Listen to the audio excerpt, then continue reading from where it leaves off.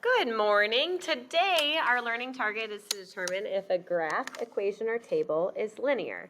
In order to do that, we need to know what the definition of a linear function is and a nonlinear function. So a linear function is a function, there's three ways we can decipher it. A function whose graph is a straight line. I think that's the easiest when you're looking at a graph and trying to decide is it linear or not. Okay? Or if you're looking at an equation or a table of values, there is a constant rate of change.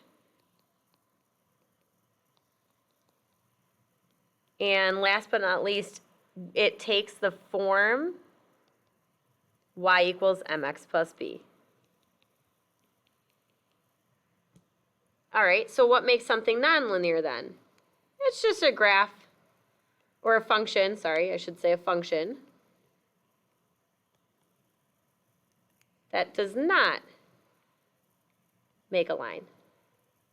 So we've seen some of these already, and we're going to see a few more. So when we look at these graphs, I'm going to look through and I'm going to identify which ones make straight lines. So when I look at number one has two different lines that form a V shape. So this is not linear in nature. Number two makes just one straight line. So that is linear in nature. Number three, also a straight line. So linear in nature. I'm going to skip around to number 8. Okay, 8 is tricky because you've got this curve in the middle. The minute that you have that curve, it's not a straight line anymore. Whoopsies, I'm writing yes.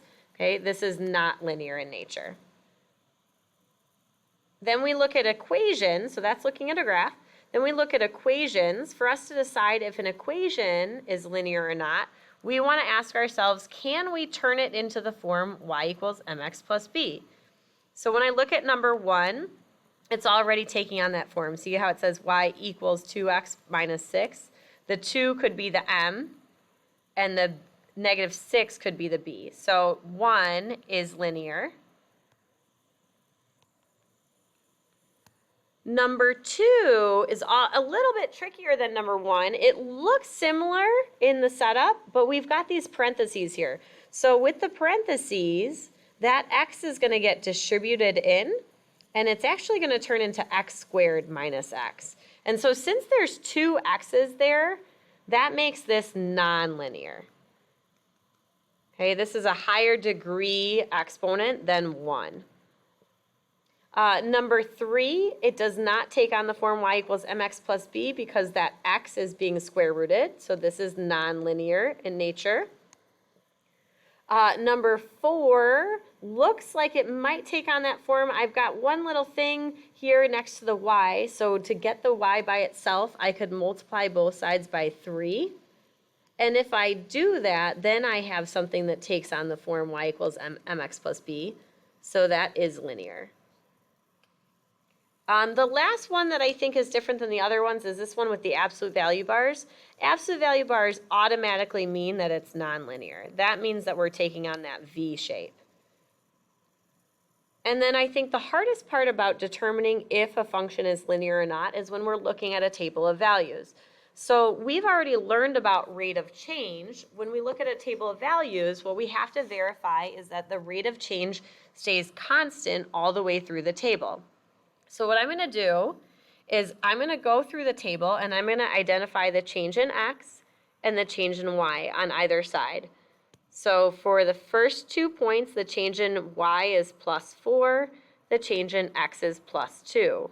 The slope, if you recall, is supposed to be the change in y over the change in x.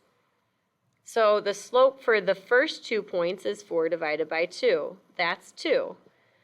What we want to verify is that that slope all the way through the table remains 2. So we'll go to the next 2 points. To get from 4 to 16, we would add 12. To get from 2 to 4, we would add 2. So here, the change in y over change in x is now 12 over 2, which equals 6. Since the rate of change didn't stay the same, meaning the slopes are different here, one slope is 2 and one slope is 6, this is considered nonlinear. And we write down that there is not a constant rate of change.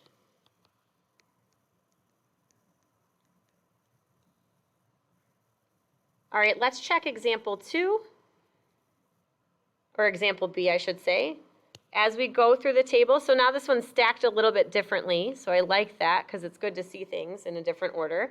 We're going to go ahead and verify the change in y over change in x. So for the first 2 points, the change in y is plus 2, the change in x is plus 2. So when I calculate that slope, it's 2 divided by 2, which is 1.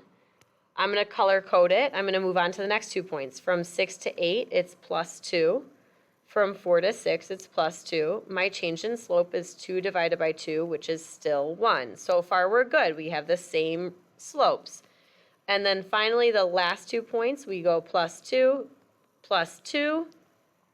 The rate of change is 2 divided by 2, which is still 1. Since the slope remained constant all the way through the table, this is linear. The rate of change, we can say, is 1. So if it's linear, what is the rate of change? I didn't read that on the last problem.